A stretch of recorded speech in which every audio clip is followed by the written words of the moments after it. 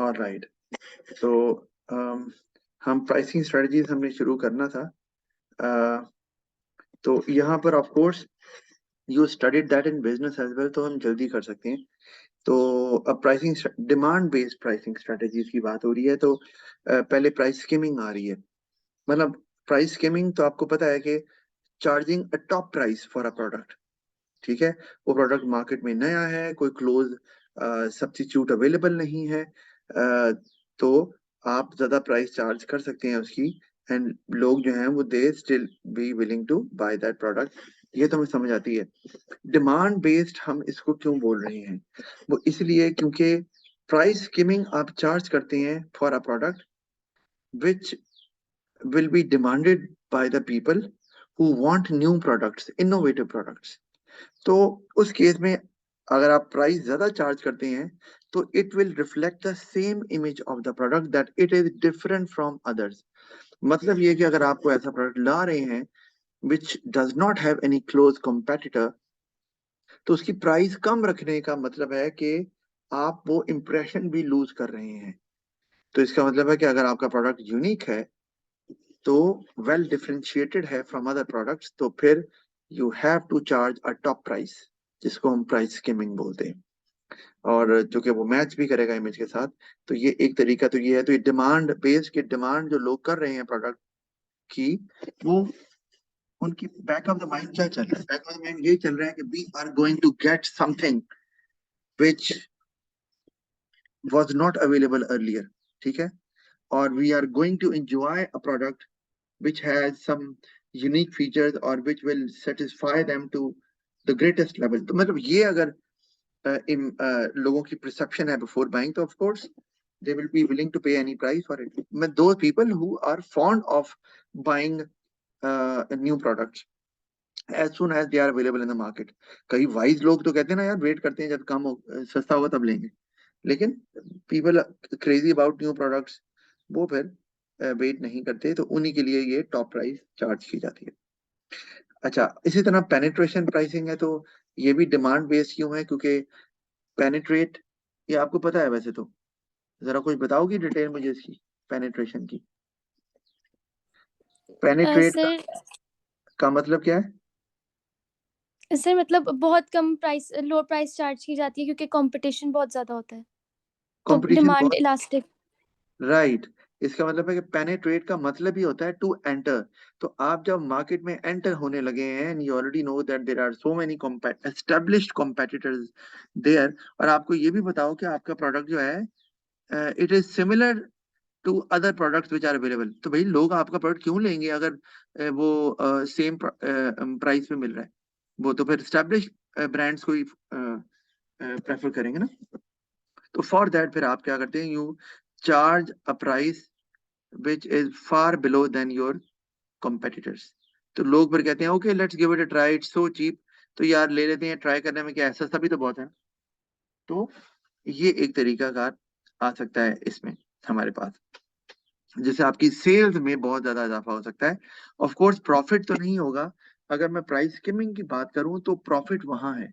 मतलब price skimming में you might not be able to sell large amount of goods या large amount of products जो भी आपके पास है, but you will be able to earn very high profit. जो मैंने लिखा भी है, पर्पज भी यही है कि कम सेल से ज्यादा प्रॉफिट कमाना। और पेनिट्रेशन जो है ये, there is a different objective कि you want to maximize your sales, कि यार लोगों को पता तो चले, लेना तो शुरू करें, तो फिर देखेंगे क्या करना है। तो उसमें आपका पर्पज सेल्स बढ़ाना है, end of course you can't get high profit क्योंकि आपकी प्राइस जो है वो काफी ज्यादा कम है कंपेयर टू योर कॉम्पिटिटर्स। तो इसलिए उसमें प्रॉफिट तो कमाना सिग्निफिकेंट वो मुमकिन नहीं होगा, और वैसे भी यहाँ ऑब्जेक्टिव भी आपका डिफरेंट ही होता है। अच्छा, एक बात है कि जब आप प्राइस स्कीमिंग करते हैं ना चार्ज, तो आपने वो जो लोग थे क्रेजी अबाउट न्यू प्रोडक्ट्स, वो तो ले लेते हैं, उसके बाद लेटर ऑन एक इम्प्रेशन बन गया ना, आप प्राइस थोड़ी सी कम भी कर सकते हैं, और ताकि वो लोग जो पहले नहीं बाय कर रहे थे because of too high price being charge, वो अब दे स्टार्ट बाइंग।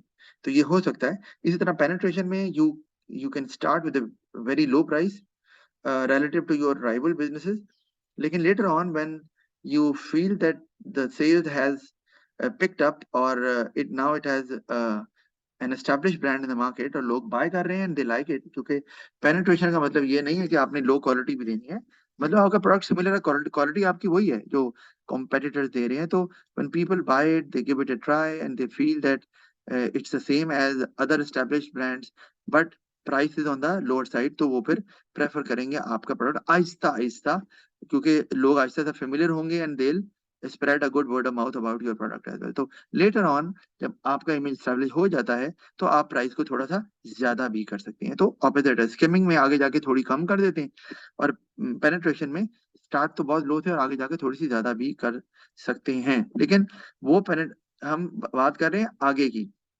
स्किमिंग का मतलब यही है कि स्टार्ट में आप हाई प्राइस चार्ज करते हैं और पेनिट्रेशन का मतलब यही है कि स्टार्ट में आप लो प्राइस चार्ज करते हैं. दोनों के रीजंस डिफरेंट है, वो हमने देख लिए, लेकिन आगे चल के आप जो है ना वो प्राइस को चेंज करके you can provide benefit to the business in terms of sales and profit as well. कि प्राइस स्किमिंग में प्रॉब्लम ये होता है कि प्रॉफिट तो बहुत हुआ, सेल्स नहीं है ज्यादा, तो थोड़ी प्राइस कम करके you can increase your sales as well. और अच्छी बात है, सेल्स ज्यादा होती है तो रिस्क आपका ज्यादा स्प्रेड हो जाता है, ओवर डिपेंडेंसी आपकी कम हो जाती है. कि फर्ज किया आपने 100 कस्टमर ले रहा है, फर्ज किया बहुत महंगी चीज, तो वो 100 अगर नहीं लेगा या 50 लेना शुरू कर देंगे तो आपकी सेल तो 50% गिर जाएगी ना. तो आगे जाके जब प्राइस अब थोड़ी कम करते हैं तो मकसद यही होता है कि to spread the risk, sale ज्यादा बढ़ जाए ताकि डिपेंडेंसी आपकी लिमिटेड नंबर ऑफ कस्टमर पे ना रहे, कि अगर कुछ ना भी बाय करें तो स्टिल इट वोंट मैटर, क्योंकि आपकी सेल्स किसी क्या कहते हैं सर्टेन नंबर ऑफ कस्टमर्स पे डिपेंड नहीं करे. और पेनिट्रेशन में ये प्रॉब्लम होती है कि सेल तो हो रही होती है, प्रॉफिट नहीं हो रहा होता ज्यादा, तो वो फिर आप प्राइस थोड़ी बढ़ाकर भी वो प्रॉफिट को जो है ना बढ़ा सकते हैं. तो ये है पर्पज असल में. अच्छा, इसी तरह फिर कॉम्पिटिटिव प्राइसिंग स्ट्रेटेजी आ जाती है हमारे पास, जो कि नाम से नजर आ रहा है कि कंपटीशन को देखा जाता है, इसमें डिमांड को नहीं देखा जाता. तो इसमें आप कंपीटिंग फर्म्स को देखते हैं कि वो क्या चार्ज कर रहे हैं. तो उसमें हमारे पास डिस्ट्रक्शन प्राइसिंग है. अच्छा, डिस्ट्रक्शन प्राइसिंग के बहुत से नाम होते हैं, मैं यहाँ लिख देता हूँ. इसको हम डिस्ट्रॉयर प्राइसिंग भी बोलते हैं, ठीक है जी. इसको हम प्रीडेटरी प्राइसिंग भी बोल सकते हैं, प्रीडेटरी प्राइसिंग, ठीक है जी, ये भी बोल सकते हैं. तो ये नाम डिफरेंट इस्तेमाल हो सकते हैं. तो अब पर्पज क्या है आपका? पर्पज आपका है कि डिस्ट्रक्शन करना, नाम से नजर आ रहा है, डिस्ट्रॉय करना. किसको भला बताओ, किसको डिस्ट्रॉय करना है? मेरी बात आ रही है आपको? जी सर। जी, क्या हो गया, कुछ तो बोल दो. सर बिजनेस को, प्रॉफिट को। हाँ, प्रॉफिट को डिस्ट्रॉय करना है, अपने प्रॉफिट को क्या करना सर है? लो प्राइस चार्ज हो रही है तो प्रॉफिट तो कम होगा ना। हाँ, ये बात, अच्छा अच्छा, ये उस लिहाज से आप अब ठीक है, बात सही करी. लेकिन यहाँ डिस्ट्रक्शन आपने प्रॉफिट की नहीं करनी, आपने अपने कॉम्पिटिटर की करनी. आपका मकसद है कॉम्पिटिटर को मार्केट से किक आउट करना. आपने याद रखना ये है. डिस्ट्रॉय किसे करना है? कॉम्पिटिटर को. डिस्ट्रक्शन किसकी करनी है? कॉम्पिटिटर को. इस तरह प्रीडेटरी भी जो है कि ये भी निकला है कि आप अटैक कर रहे हैं, शिकार करना चाह रहे हैं, उसी से निकला हुआ है. अब मैं आपको मूवी के तो कोई एग्जाम्पल नहीं दूंगा, क्योंकि आप तो मूवीज देखते ही नहीं हो, तो इसलिए आपको नहीं पता इस बारे में. जैसा प्रीडेटरी बर्ड्स भी होती हैं असल में ना, तो वो ये खाने के लिए, तो उनका काम ये खाना, मतलब कंप्यूटर को खा लें और उनको निकालें मार्केट से बाहर. तो उसके लिए फिर आप बहुत ज्यादा लो प्राइस चार्ज करते हैं. और इसको पेनिट्रेशन से क्यों हम कंपेयर नहीं कर सकते? क्या वजह जरा बताओगी? पेनिट्रेशन में भी तो लो प्राइस चार्ज करते हैं ना काफी, तो डिस्ट्रक्शन में भी कर रहे हैं, तो इशू का फर्क क्या हुआ ना? सर शायद ये कि पेनिट्रेशन में जो फर्म है वो मार्केट में एंटर होने की कोशिश कर रहा है, जबकि डिस्ट्रक्शन में वो कंपेटिटर को मार्केट में नहीं आने दे रहा। हाँ जी, अगर वो कॉम्पिटिटर मार्केट में आने नहीं दे रहा, बिल्कुल आपकी बात सही है. और ताकि वो कंपटीशन को रिस्ट्रिक्ट कर सके, या अगर मार्केट में वो आया है तो वो फौरन ही मार्केट से निकल जाए, वो compete ना कर सके, या आए ना, या आएगा तो वो सरवाइव नहीं कर पाएगा.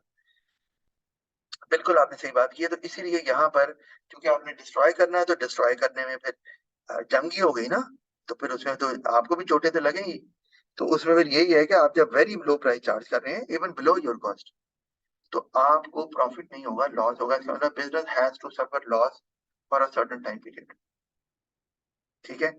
और लॉस आपको हो रहा है, तो लेकिन आपके पास इतना प्रॉफिट है, क्योंकि ये वही फॉर्म्स चार्ज कर सकती हैं who are already establish in the market.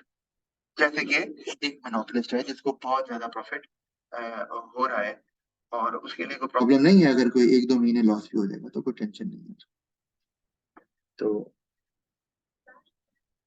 अच्छा, तो उनके लिए कोई नई फर्म तो ये काम नहीं कर सकती ना, वो तो पहले लॉस में होती है।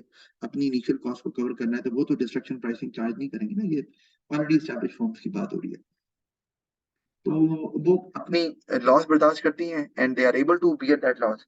वो जो नई फर्म आती है जिसका भी ब्रेक इवन भी नहीं आया होता, जिसकी अपनी इनिशियल कॉस्ट कवर नहीं हुई, तो वो कैसे कॉस्ट से कम पे चार्ज करेगा? ऑफ कोर्स नहीं कर सकता। तो क्या होगा, कंपेट जो लोग हैं कंज्यूमर्स, वो देखेंगे भाई एक स्टैब्लिश ब्रांड और इतनी कम कीमत रखी हुई है, और एक नया ब्रांड आया जिसको हम जानते भी नहीं, उसकी कीमत ज्यादा है, तो why would people like to buy an expensive brand which which is not that famous as well? ठीक है ना, there no point buying it ना। तो वो फिर इसको स्विच कर देंगे, इसी को लेते रहेंगे, तो वो नया नए बिजनेस से कोई लेगा ही नहीं। तो फिर for how long that business would be able to survive? जब वो सेल ही नहीं हो रही, तो वो फिर निकल जाएगा मार्केट से, या फिर ऐसी फॉर्म मार्केट में आएंगे ही नहीं। तो लेकिन बाद में वो क्या करता है कि फिर वो जब मार्केट से नजर आता है कंपटीशन खत्म हो गया है, तो फिर वो प्राइस को ज्यादा कर देता है ताकि अपने लॉसेस को रिकवर कर ले। तो इसी तरह प्राइस वॉर है। प्राइस वॉर जो है ये मैं आपको बताता हूँ कि इसमें कीमतें कम की जाती हैं। तो और इसमें फायदा सरासर जो है ना, वो कंज्यूमर का ही होता है, और फर्म्स का नुकसान ही होता है। ठीक है, तो मैं यहाँ लिख सकता हूँ, consumers get the greatest benefit out of it. Consumer, ठीक है, एंड लिख देता हूँ, and consumers get the greatest benefit out of it. इसलिए कि इसमें जब दौड़ लग गई कि भाई तूने प्राइस कम किया, okay I will do it as well ना, I will cut prices as well. तो उसमें फिर कीमतें कम करने की जब दौड़ लगती है, तो उसमें of course profit gets squeezed, ठीक है। और उसके बाद फाइनली वो बहुत ज्यादा कम हो जाता है। और फायदा किसको और होता है कि कस्टमर को everywhere customer is able to buy goods which are very affordable.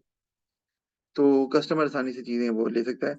तो ये एक लिमिटेड टाइम पीरियड के लिए तो प्राइस वॉर हो सकती है, लेकिन ये फॉर एवर रह नहीं सकती इसमें, क्योंकि फॉर्म्स ही नहीं रहेंगी, तो वॉर कहाँ से रहेगी? तो ऐसा हो सर तो सकता फिर इसमें और डिस्ट्रक्शन में क्या फर्क है? दोनों में ही दोनों फर्म्स जो है उसमें प्राइस ही कट कर रहे हैं ताकि कंपेटिटर को मार्केट से निकाल सकें। है। अच्छा सवाल है आपका। डिस्ट्रक्शन में आप, ये जो प्राइस वॉर्स होती है ना, ये एक स्टेप बाय स्टेप प्रोसीजर है। मतलब you reduce your price and you wait for your customer कि उसकी क्या प्राइसिंग स्ट्रेटेजी होगी। तो अगर कट डाउन की प्राइस उसने भी, तो आपने थोड़ी और कर दी। मतलब you always try to set a price below your competitor. मतलब, लेकिन उसका मतलब ये नहीं है कि charging too low a price.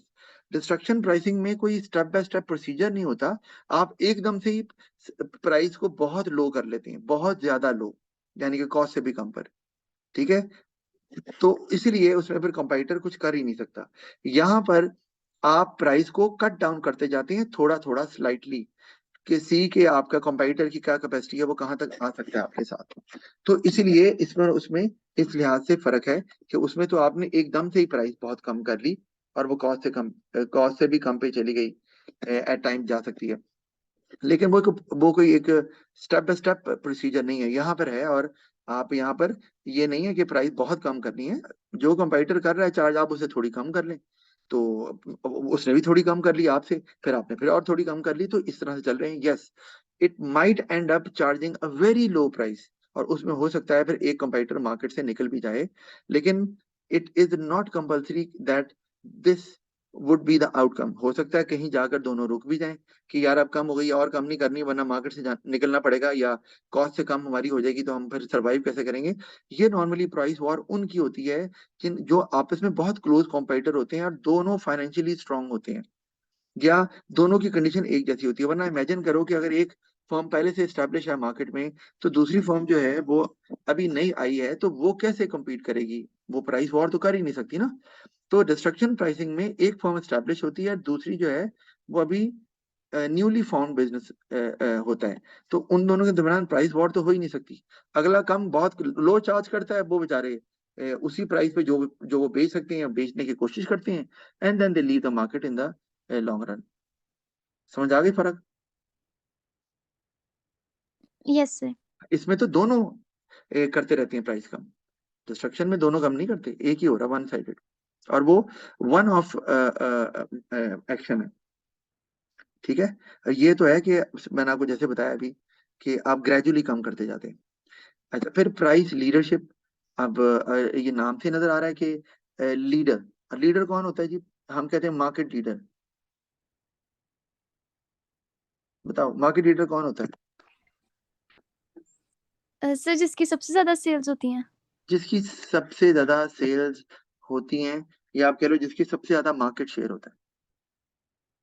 सबसे ज्यादा मार्केट शेयर जिसका होता है वो मार्केट लीडर है।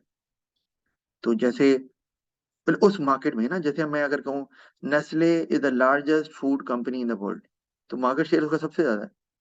मैं कहता हूँ कि Coca Cola is the market leader in soft drinks, तो कोको कोला का दुनिया में मार्केट शेयर सबसे ज्यादा है। मैं कहता हूँ कि होंडा CD70, या आप कह लो कि कार मार्केट को ले लेते हैं तो सुजुकी, तो नाम सुना ही होगा आपने। तो सुजुकी का जो मार्केट शेयर है वो सबसे ज्यादा है पाकिस्तान के अंदर। या होंडा जो CD70 बिकती है, या 125 भी है, उनका मार्केट शेयर सबसे ज्यादा है। तो ये हम इस तरह, तो वो ऑफ कोर्स मार्केट लीडर होते हैं। तो सेल सबसे ज्यादा होती है, ठीक है, लेकिन मार्केट शेयर ज्यादा अच्छा वर्ड है जो इस्तेमाल करना चाहिए इसमें। अच्छा, अब तो प्राइस लीडरशिप में आप क्या करते हैं? क्योंकि प्राइस वॉर्स तो फर्म्स को ही डिस्ट्रॉय करती हैं, एक दूसरे को, कंज्यूमर को तो फायदा ही दे रही होती है वो। तो नॉर्मली वो क्या करते हैं कि वो एक लीडर चूज कर लेते हैं। Firms normally pick up a market leader जो उन्हें नजर आ रहा है, और they follow the price pattern of that firm.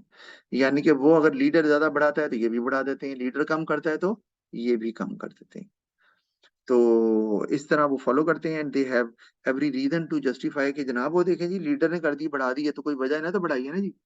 कम की है तो उसके भी लगेगा कि भाई लीडर को ज्यादा बेहतर पता है कि अभी प्राइस कम करने का मौका है, तो वो भी कम कर देते हैं। लेकिन I am not saying that both will be charging the same price, लेकिन पैटर्न को फॉलो वही करते हैं उस तरह से कि आप लीडर को फॉलो करते हैं, और प्राइस में इंक्रीज या डिक्रीज करना है तो you also do the same in the same, you do the same. ठीक हो गया। फिर हमारे पास ये तो हो गई कंपटीशन के पॉइंट ऑफ व्यू से, सारे कंपटीशन पे बेस्ड थी, ठीक है। फिर कॉस्ट बेस्ड प्राइसिंग स्ट्रेटेजीज आ गई हैं, जिसमें आपका जो जो फोकल पॉइंट होता है वो होती है कॉस्ट। आपने कॉस्ट को देखना है। सबसे पहले कस्टमर्स को देखा, मार्केट को, दूसरे में कंपटीशन को देखा, और तीसरी जो प्राइसिंग स्ट्रेटेजी आ गई इसमें आपने देखना है कॉस्ट को। तो अब कॉस्ट को हम देखें तो उसमें हमारे पास है तो और भी, लेकिन इकोनॉमिक्स में सिर्फ एक ही प्राइसिंग स्ट्रेटेजी को पढ़ा जाता है, और वो कॉस्ट प्लस प्राइसिंग है जो सिलेबस में है आपके। तो इसमें आप क्या करते हैं कि आपकी प्राइस आपकी कॉस्ट पे बेस्ड होती है। अब मतलब क्या है? मतलब ये कि आप पहले से डिसाइड कर लेते हैं कि how much profit you want to make on each item sold. अच्छा, इसमें ना एक छोटी सी बात मैं जरूर यहाँ कर देता हूँ, वैसे मैंने शायद बताया तो हुआ आपको, आपने अकाउंटिंग में भी जरूर पढ़ा होगा, और मैं लेकर तो इसलिए आपसे मैं पूछ लेता हूँ। मुझे ये बताओ, मैं लिख रहा हूँ प्रॉफिट, ठीक है। अब एक है, एक प्रॉफिट की किस्म होती है मार्कअप, और एक किस्म है इसकी मार्जिन। फर्क क्या है दोनों में? काउंटिंग में तो आपने लाजमी पढ़ा होगा ये। सर जो मार्कअप होता है वो gross profit over cost of sales into 100 होता है एज अ परसेंट, मतलब जो gross profit is expressed as a percentage of cost of sales, और मार्जिन में gross profit is expressed as a percentage of sales. अच्छा, margin में gross profit होता है as a percentage of sales, और markup में ग्रॉस प्रॉफिट होता है as a percentage of. Cost of sales. Very good भाई, बिल्कुल सही आपने बताया है। यानी कि मार्क दोनों प्रॉफिट ही हैं। तो यहाँ पर अगर मैं कहूँ कि ये प्रॉफिट है, अच्छा होती दोनों परसेंटेज ही है, तो मैंने नीचे ले लिया कॉस्ट ऑफ सेल्स। ये लो, मैं सी एस लिख देता ना, और इनटू 100। और मार्जिन अगर होगा तो वो भी आपने बता दिया है, प्रॉफिट है।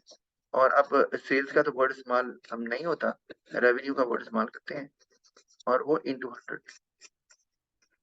तो अब दोनों का आंसर तो ऑफकोर्स डिफरेंट ही आएगा, लेकिन ये दोनों तरीकेकार हैं जिससे आप प्रॉफिट की परसेंटेज निकाल सकते हैं। तो जो कॉस्ट प्लस प्राइसिंग है ना, ये मार्कअप बेस्ड है, मार्जिन बेस्ड नहीं है, कॉस्ट प्लस प्राइसिंग। तो उसमें आप पहले से डिसाइड करते हैं कि how much percentage of profit या how much percentage of markup you would like, या business would like to earn on each item sold। और उस मार्कअप को चूंकि पहले से डिसाइड किया जाता है, तो उसको आप उसकी कॉस्ट में ऐड करके प्राइस निकालते हैं। जैसे अगर मैं ये कहता हूँ कि एक प्रोडक्ट है जिसकी कॉस्ट जो है ना, वो लेट से मैं कहता हूँ 100 है, तो आपने कहा कि हमें ना मार्कअप चाहिए, और वो है लेट से 75%। तो आप क्या करेंगे, आपने अब कॉस्ट तो निकली हुई है, अगर आपने अब प्राइस निकालनी है, तो प्राइस कैसे निकालेंगे कि आपकी 100 तो कॉस्ट है, उसमें प्रॉफिट को ऐड करो, कॉस्ट में प्रॉफिट ऐड करके आपने प्राइस निकालनी है। तो 75% आप लेंगे किसका, कॉस्ट का, क्योंकि ये मार्कअप बेस्ड है, आपको जैसे मैंने बताया। और अब इसको जब ऐड करेंगे तो हमारे पास आ जाएगा आंसर 175, और ये आपकी प्राइस आ जाएगी। और इसका मतलब है इस पे आपको 75% का मार्कअप मिल रहा है। 75% का मार्कअप मतलब 75% of the cost of the business आपको प्रॉफिट अर्न हो रहा है। ये बात समझ आती है। Yes sir. तो इसी तरह से यहाँ पर भी एग्जाम्पल उसी तरह मैंने दी हुई है। तो ये आप एग्जाम्पल आप खुद देख सकती हो, और ना समझ आए तो मुझे फिर बता दीजिएगा तो कि कैसे है। अच्छा, इसमें ये एक जरूर है कि अगर आपको कॉस्ट नहीं दी हुई, जैसे कि इस केस में ना, आप मैंने कॉस्ट पर यूनिट भी तो दी हो ना जिस पे आपने परसेंटेज अप्लाई करनी है। तो अगर आपको नहीं दी हुई, तो फिर आपको टोटल कॉस्ट दी होगी। अगर आपको कॉस्ट पर यूनिट नहीं दी हुई है, कॉस्ट पर प्रोडक्ट नहीं दी हुई, तो कॉस्ट पर प्रोडक्ट अगर दिया हो, सॉरी टोटल कॉस्ट अगर दी हो, तो उससे कॉस्ट पर यूनिट निकालना तो कोई प्रॉब्लम नहीं ना है। मैंने लिखा भी है कि आप टोटल कॉस्ट को अगर आउटपुट से डिवाइड कर दो, तो आपके पास आ जाएगी कॉस्ट पर यूनिट। अगर दी हुई है तो ठीक है, नहीं दी हुई तो निकाल लें। ठीक है, तो ये टोटल कॉस्ट अगर आउटपुट जो मैंने लिखा है, ये तब लिखा है अगर टोटल कॉस्ट दी हुई है। अगर टोटल कॉस्ट आपको नहीं दी हुई और आपको ऑलरेडी उन्होंने एवरेज कॉस्ट दे दी है या कॉस्ट पर यूनिट दे दी है, तब तो फिर आप डायरेक्ट उसी को यूज करेंगे ना, आपको जरूरत नहीं है फिर कि आप इस फॉर्मूले को इस्तेमाल करें। यहाँ मैं लिख भी देता हूँ यहाँ पर, टोटल कॉस्ट ओवर आउटपुट और कॉस्ट पर यूनिट, जो भी आपको दिया होगा, तो उस हिसाब से आप इसको यूज कर सकते हैं। यहाँ पर चूंकि कॉस्ट पर यूनिट नहीं दी हुई थी और आपको पहले निकालनी थी, तो ऑफ कोर्स निकालने के बाद भी वही है, टोटल कॉस्ट ओवर आउटपुट करेंगे तो कॉस्ट पर यूनिट ही तो आनी। अच्छा, आगे अब चलते हैं मार्केट स्ट्रक्चर, और इस पे हमने काफी बात की थी, आई थिंक एक दो लेसन पहले हुई थी ना बात। जी सर। मैंने आपसे कहा था मार्केट स्ट्रक्चर को पहचानना है, तो डिफरेंट कंडीशन होती हैं जिनसे हम पहचानते हैं मार्केट की कि ये कौन सा स्ट्रक्चर है। और उसमें आपके पास अमाउंट ऑफ कंपटीशन आ जाता है, नंबर ऑफ कंज्यूमर्स कितने हैं, freedom of entry and exit, influence of firms in the market कितना है। मतलब कि जो फर्म्स हैं वो डोमिनेट करती हैं मार्केट को कि नहीं। मतलब डोमिनेट तो तभी करेंगी ना जब कम फर्म्स होंगी, जब ज्यादा फर्म्स होंगी तो डोमिनेट तो नहीं करेंगी ना, फिर तो कंपटीशन बड़ा इंटेंस हो जाएगा। तो अच्छा, कंपटीशन, नंबर ऑफ फर्म कितनी है, या कंज्यूमर्स जो है ना वो कितने हैं। और freedom of entry and exit, ये क्या है कि कोई भी फर्म अपनी मर्जी से मार्केट में आए और जाए, उसको कोई प्रॉब्लम नहीं है, कोई रोकने वाला नहीं है, कोई हर्डल नहीं है, कोई हिंड्रेंस नहीं। मतलब कोई बाहर थोड़ी खड़ा हुआ गार्ड लेके के अंदर नहीं जाना। मतलब ये कि मार्केट में ऐसा कोई बैरियर, कोई ऐसा फैक्टर नहीं है which can restrict a firm. To enter the market, या अगर कोई मार्केट में आ गया ऑपरेट कर रहा है तो कोई ऐसा फैक्टर नहीं है जो कि उस फर्म को मार्केट से बाहर निकलने से रोके। मैं इस पे पहले ही बात कर लेता हूँ ताकि अच्छा चलें आगे। इस पे हम बात करेंगे, कोई हमने एंट्री बैरियर्स आगे अभी पढ़ना है तो फिर मैं इस पे बात कर लूंगा। बहरहाल ये कंडीशन से आप पहचानते हैं कि मार्केट स्ट्रक्चर क्या है। अब जैसे मैं अगर आपको जो दो मैंने एक्सट्रीम बताई थी, परफेक्ट कंपटीशन और मोनोपोली, तो परफेक्ट कंपटीशन में अमाउंट ऑफ कंपटीशन बहुत होता है, नंबर ऑफ कंज्यूमर्स बहुत ज्यादा होते हैं, freedom of entry and exit बिल्कुल होता है, जो मर्जी फर्म आए जो मर्जी फर्म जाए, नो इश्यूज। और इन्फ्लुएंस ऑफ फर्म मार्केट में बिल्कुल भी नहीं होता, मतलब किसी भी फर्म की मार्केट पावर नहीं होती क्योंकि सारी फर्म स्मॉल होती हैं, किसी की कोई स्पेशल रेपुटेशन नहीं होती, तो वो डोमिनेट करने की पोजीशन में नहीं होती। और प्राइस फर्म्स खुद सेट करती हैं, मैं आगे लिख सकता हूँ कि या मार्केट से प्राइस लेते हैं। मार्केट से प्राइस लेने का मतलब है डिमांड सप्लाई की इंटरेक्शन से जो मार्केट प्राइस सेट होती है, जिसे इक्विलिब्रियम प्राइस कहते हैं, बोल लेते हैं, उनको यूज करते हैं या फिर अपनी मर्जी की प्राइस चार्ज करते हैं। तो इस पे भी डिपेंड करता है मार्केट के मार्केट स्ट्रक्चर कौन सा है। जैसे कि मोनोपोली में तो प्राइस आप खुद चार्ज करते हैं, इसी तरह ओलिगोपोली वाला वो हमने हमारे कोर्स में नहीं, उसमें भी खुद चार्ज करते हैं, लेकिन परफेक्ट कंपटीशन में प्राइस खुद चार्ज नहीं करते, उसमें आपको इक्विलिब्रियम प्राइस चार्ज करनी होती है जो मार्केट में चल रही होती है। अच्छा, टाइप्स ऑफ मार्केट स्ट्रक्चर हम दो की बात ही करेंगे क्योंकि दो दो एक्सट्रीम्स हैं, मेन टाइप्स यही हैं, परफेक्ट कंपटीशन और मोनोपोली, बाकी सब इनके बीच में आते हैं। हम बात पहले कर चुके हैं। तो परफेक्ट कंपटीशन को अगर देखें तो उसमें क्या कंडीशन है वो हमने पहले चूंकि जिक्र कर लिया हुआ है कि लार्ज नंबर ऑफ बायर्स होते हैं, होमोजीनियस प्रोडक्ट्स होते हैं, उसमें प्राइस टेकर्स होती हैं ये फर्म्स, और प्राइस को इन्फ्लुएंस भी नहीं कर सकती ये, और रिसोर्सेज को बहुत अच्छे से इस्तेमाल करती है, मैंने बताया था, क्योंकि उनको अपनी कॉस्ट को कम रखना है। तो इसीलिए नीचे लिखा हुआ है कि उनकी कॉस्ट ऑफ प्रोडक्शन भी सेम ही होती है और वो प्राइस भी सेम ही चार्ज कर रही होती है। और इंडिपेंडेंस होती है हर फर्म की, कोई भी फर्म मार्केट में आ भी सकती है और जा भी सकती है, क्योंकि कोई ऐसा फैक्टर नहीं है जो किसी फर्म को मार्केट में एंटर होने से रोके या stops a firm to leave the market. तो अगर ये हम इस पे चलो बात करेंगे, कोई अगर फैक्टर आपको रोक रहा हो ना मार्केट में एंटर होने से, तो ऐसे फैक्टर को बोलते हैं एंट्री बैरियर। और इसी तरह अगर कोई फैक्टर आपको मार्केट से निकलने से रोक रहा हो, एग्जिट करने से रोक रहा हो, तो उसको बोलते हैं एग्जिट बैरियर। तो ये दोनों ही नहीं होते परफेक्ट कंडीशन में। अच्छा, अब नॉर्मली कहते हैं कि परफेक्ट कंपटीशन कोई कंपटीशन नहीं होता, क्योंकि परफेक्ट कंपटीशन तो वो होता है जिसमें आपको वैरायटी मिलती है, जिसमें प्राइसेस में कंपटीशन हो रहा होता है, तो आपको अफोर्डेबल प्राइस पे कोई ना कोई चीज मिल ही जाती होती है। तो ऐसा कुछ यहाँ नजर नहीं आता क्योंकि प्राइस सबकी सेम होती है और प्रोडक्ट में किसी किस्म की कोई भी डिफरेंशिएशन नहीं होती, तो सारी प्रोडक्ट एक जैसी होती है। तो वो यही कह रहे हैं कि ये कौन सा कंपटीशन है जिसमें कंपटीशन वाले फीचर्स ही नहीं है। तो वही मैंने यहाँ पर बताया भी हुआ है कि फर्म जो है ना वो प्राइस कंपटीशन में तो इन्वॉल्व नहीं होती, नॉन प्राइस कंपटीशन हो सकता है। आप बिल्कुल वो कर सकते हैं कि अम, आप जिस तरह by one get one free offer आपने दी हुई है, तो इस तरह के काम, लकी ड्रॉ, कोई कंपटीशन में एंटर हो जाएंगे अगर आप हमसे बाय करेंगे वगैरह वगैरह, कोई आफ्टर सेल सर्विस दे दी है, गारंटी या वारंटी जो भी है, तो वो तो चल सकता है, लेकिन प्राइस जो है ना उस पर कम्पीट नहीं करते। इसी तरह फर्म जो है ना वो डिफरेंट प्राइसिंग स्ट्रेटजीज जो है ना वो भी इस्तेमाल नहीं करती परफेक्ट कंडीशन में, जबकि कंपटीशन में तो ये होता है। तो कंपटीशन में तो प्राइसेस चेंज की जाती हैं, कोई कम कर देता है, तो वो यहाँ पर ये भी नहीं होता। फिर products of the firms can be differentiated easily, competition में ये होता है लेकिन परफेक्ट कंडीशन में ये भी नहीं होता। सारी जो फर्म्स प्रोडक्ट प्रोड्यूस करती हैं they are exactly the same and we can not find any difference between them. Firms use branding and advertising to promote the product, ये भी कंपटीशन में होता है, हर फर्म एडवर्टाइज करती है, ब्रांडिंग करती है और अपने प्रोडक्ट को प्रमोट करने की कोशिश करती है कि our product is better than the rival products. तो यहाँ पर ऐसा कुछ नहीं है, जब प्रोडक्ट ही सेम है तो एक तो ब्रांडिंग नहीं होती, दूसरा एडवर्टाइजिंग करके क्या दिखाना है। जब आप,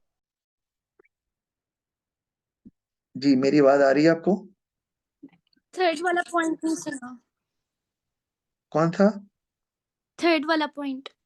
थर्ड वाला के हम ये पढ़ रहे हैं कि ये जो सारे ये सारे फीचर्स कंपटीशन में होते हैं, लेकिन परफेक्ट कंपटीशन में हमें इनमें से कोई भी एक भी जो है ना फीचर नजर नहीं आता। तो थर्ड वाला पॉइंट यही था ना कि जो कंपटीशन में फर्म के जो प्रोडक्ट्स होते हैं वो डिफरेंट होते हैं दूसरों से, और कस्टमर अपनी मर्जी का प्रोडक्ट ले सकता है जो उसको पसंद है। लेकिन यहाँ पर जब सारे प्रोडक्ट सेम ही है, तो कहने को तो हर फर्म प्रोडक्ट बना रही है लेकिन वैरायटी कोई नहीं है। तो हर कंज्यूमर को तो ऑलमोस्ट एक ही एग्जैक्टली द सेम प्रोडक्ट मिल रहा है ना, तो उस कंज्यूमर को तो फायदा नहीं हो रहा। और फिर इसी तरह फोर्थ पॉइंट देखें तो ब्रांडिंग और एडवर्टाइजिंग हैवीली होती है। कंपटीशन में एडवर्टाइज करते हैं आप टू टेल के our product is better than our rival product, और what is special in our product, और ब्रांडिंग भी की जाती है। और एक्चुअली एडवर्टाइजिंग में ब्रांडिंग को ही हाईलाइट किया जाता है। तो पॉपुलर कंपटीशन में ना तो ब्रांडिंग होती है, और एडवर्टाइजिंग में आप दिखाएंगे क्या जब आपके पास कुछ भी ऐसा नहीं है जो कि आपके राइवल प्रोडक्ट में मिलता है। तो ऑफ कोर्स आपको एडवर्टाइजिंग का फायदा कोई नहीं होने वाला, सिर्फ कॉस्ट ही बढ़ेगी। फिर market share and profits of the firm very, ये भी कि अब देखा जाए तो कभी कोई एक फर्म डोमिनेट करती है, किसी दूसरी फर्म की सेल्स ज्यादा हो जाती है, कभी कम हो जाती है, प्रॉफिट भी अप डाउन करता रहता है कंपटीशन में। लेकिन यहाँ पर ऐसा कुछ नहीं है, मोर और लेस मार्केट शेयर और प्रॉफिट सेम ही रहता है सारी फर्म्स का। क्योंकि मैंने आपको बताया था कि इसमें एक कस्टमर दूसरी फर्म के पास जाएगा क्यों। मेरी बात आपको क्लियर आ रही है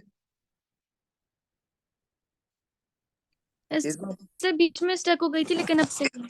अच्छा, तो अब कोई एक कस्टमर जो एक पर्टिकुलर फर्म से प्रोडक्ट बाय कर रहा है, वो किसी दूसरी फर्म के पास क्यों जाएगा जब उसे पता है कि सेम प्रोडक्ट है, उधर भी सेम प्राइस है, सेम फीचर्स हैं। नहीं जाएगा ना। तो फिर आपके पास तो जो आपका मार्केट शेयर है, ये जितने कस्टमर आपसे ले रहे हैं, they'll keep on buying from you. No new customer will come to you to buy your product.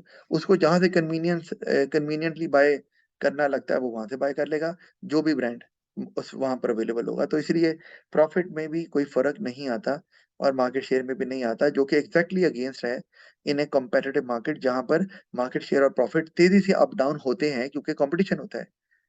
तो आपको अलर्ट रहना पड़ता है, वरना आपकी सेल्स ड्रॉप कर जाएगी, कंपटीटर की बढ़ जाएगी, या कंपटीटर की ड्रॉप कर जाएगी, आपकी बढ़ जाएगी, ऐसे नहीं होता। अच्छा, इस तरह इम्परफेक्ट कंपटीशन है, अगर हम इसको देखें तो इसमें कुछ ये फीचर्स हमें नजर आते हैं कि फर्म जो होती हैं वो उनका फुल कंट्रोल होता है, या ओवर प्राइस सम, या फुल कंट्रोल। इसका मतलब क्या है? इसका मतलब ये है कि they set the price on their own. मतलब ये प्राइस मार्केट से नहीं उठाते, इक्विलिब्रियम प्राइस चार्ज नहीं करते, ये अपनी मर्जी करते हैं। अच्छा, इसी तरह फर्म्स हैव सम और full control over the supply of the product, ये भी कि उनका कोई कॉम्पिटिटर या तो ना होने के बराबर होता है या कोई नहीं होता। तो उनका कंट्रोल सप्लाई पे होता है, वो ही होते हैं अकेले मार्केट में एक सर्टेन प्रोडक्ट सेल करने के लिए, या कोई थोड़े बहुत कंपटीटर होंगे which might not B that strong. लेकिन चूंकि हम इम्परफेक्ट कंपटीशन पढ़ रहे हैं, तो हम इसमें खाली मोनोपोली तो नहीं आती। मैंने जैसे आपको बताया था, इसमें ओलिगोपोली भी आ जाती है, तो डिओपोली भी आ जाती, तो उसमें भी डोमिनेटिंग फर्म्स होती हैं, लेकिन उसमें एक नहीं होती। तो इसलिए मैंने सम और फुल कंट्रोल वाली बात लिखी हुई है। अच्छा, फिर firms can influence the demand of the product. Yes, firm जो है ना वो प्रोडक्ट की डिमांड को इन्फ्लुएंस कर सकती हैं, क्योंकि वो या तो एक ही फर्म होती है या दो चार होती हैं, तो वो अपनी प्राइस को कम करके या क्वालिटी को बेहतर करके डिमांड को आसानी से अपनी तरफ अट्रैक्ट कर सकती हैं। फिर फर्म्स हैव एक मिनट, क्या हो गया, रिड्यूस और नो कंपटीशन, या तो बहुत कम होता है या होता ही नहीं है। और सबसे जो इम्परफेक्ट कंपटीशन की फॉर्म होती है वो है मोनोपोली, जो कि लास्ट में होती है, क्योंकि परफेक्ट कंपटीशन के बाद मोनोपोलिस्टिक कंपटीशन आता है, उसके बाद ओलिगोपोली आती है, उसके बाद डिओपोली आती है, और फिर उसके बाद मोनोपोली आ जाती है लास्ट में। तो मोस्ट इम्परफेक्ट ये फॉर्म है जिसमें एक फॉर्म होती है, या एक दो फॉर्म और होती हैं, लेकिन वो बहुत ही छोटी होती हैं, and they are not in a position to compete with that big firm. तो कहेंगे उसको भी मोनोपोली। लेकिन आपको जैसे बताया कि अगर एक ही फर्म है और कोई छोटी फर्म भी मार्केट में नहीं है, तो वो प्योर मोनोपोली बन गई। और अगर एक फर्म है और बाकी कोई छोटी मोटी फर्म हैं जिनका मार्केट शेयर भी थोड़ा सा है, और वो डायरेक्ट कंपटीशन में आ भी नहीं रही उस तरह से इस फर्म के, तो फिर मोनोपोली तो फिर भी उसे कहेंगे। अच्छा, फिर मोनोपोली आगे हमारे पास आ गई है, तो वो आपको जैसे बताया है कि इम्परफेक्ट मार्केट स्ट्रक्चर कि हम मोनोपोली में देखने से पहले हम देख लें कि इम्परफेक्ट स्ट्रक्चर जो कि मोनोपोली भी होता है, तो उसमें ऐसे कौन से फीचर्स हैं। ऑफ कोर्स उसमें मैंने लिखा है कि there are few dominant firms, ठीक है। अब यहाँ पे मैं फ्यू के साथ फ्यू और वन डोमिनेंट फर्म्स, एक मिनट, वन मैं बाद में लिख देता हूँ। देयर देयर इज भी लिखना पड़ेगा फिर, देयर इज आर वन और फ्यू डोमिनेंट फर्म और फर्म्स। तो फिर डोमिनेंट फर्म जो है ना वो जब डोमिनेंट होती हैं तो वो फिर कंपटीशन को रिस्ट्रिक्ट भी कर सकती हैं। इसका मतलब है कि इसमें एंट्री बैरियर आ सकते हैं, इनफैक्ट आते हैं, तभी फर्म्स कम होती है ना, कि दूसरी फर्म्स को आने नहीं देते। फिर firms are able to influence price and quantity traded, हाँ, और अपनी मर्जी से ये वही जैसे मैंने बताया कि सप्लाई को कम भी कर सकते हैं बिकॉज दे हैव सम और full control over the supply. जब चाहे प्रोडक्शन कम कर दी तो सप्लाई भी मार्केट में कम हो जाएगी, क्योंकि और इतनी फर्म है नहीं जो कि उस प्रोडक्ट को उतना सप्लाई कर सकें जितना इन्होंने शॉर्ट किया है या कम प्रोडक्शन किया। तो इसलिए ये सप्लाई को भी इन्फ्लुएंस कर सकते हैं और प्राइस को तो कर ही सकते हैं ऑफ कोर्स, क्योंकि इनके डायरेक्ट कंपटीशन में एज सच फर्म्स कोई ज्यादा होती नहीं है। Firms have control over the supply of the product, मैंने बता दिया आपको। फिर फर्म्स आर प्राइस मेकर्स, जैसे मैंने बताया आपको, और वो अपनी मर्जी की प्राइस को चार्ज कर सकती हैं, वो इक्विलिब्रियम प्राइस को नहीं चार्ज करती। और जिनका फुल कंट्रोल होता है मार्केट में उनको हम बोलते हैं प्योर मोनोपोली, यानी कि वहां पर कोई कंपटीशन किसी किस्म का है ही नहीं, तो वो प्योर मोनोपोली कहलाएगी। फिर हम आ जाते हैं डिसएडवांटेज ऑफ मोनोपोली। तो ये भी आपको अच्छे से पता ही है कि मोनोपोलिस्ट जो कि सप्लाई को इन्फ्लुएंस कर सकता है, तो वो जानबूझकर सप्लाई को कम कर देता है ताकि मार्केट में शॉर्टेज हो जाए, क्योंकि और कोई फर्म तो मार्केट में सप्लाई नहीं कर रही, और प्राइस बढ़ जाए, और फिर वो उस हायर प्राइस का फायदा उठाए in terms of higher profit. तो इस तरह की जो एक्शन है और बिहेवियर जो मोनोपोलिस्ट का है उसको बोलते हैं अपॉर्चुनिस्टिक बिहेवियर। वो इस अपॉर्चुनिटी से फायदा उठाता है कि being the only seller in the market, और वो फिर कंज्यूमर्स को एक्सप्लॉइट करता है। अच्छा, फिर ये फर्म्स एंट्री बैरियर भी क्रिएट करती हैं ताकि मार्केट में कंपटीशन ना हो, और उसका नुकसान कंज्यूमर को होता है कि कंज्यूमर को चॉइस नहीं मिलती।